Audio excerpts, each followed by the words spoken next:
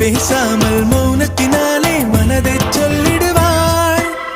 இவள் சொந்தம் போதும் என்னும் எண்ணம் தந்திடுவாள். கண்ணில் அன்பை சொல்வாளே, யாரும் இல்லை இவள் போலே.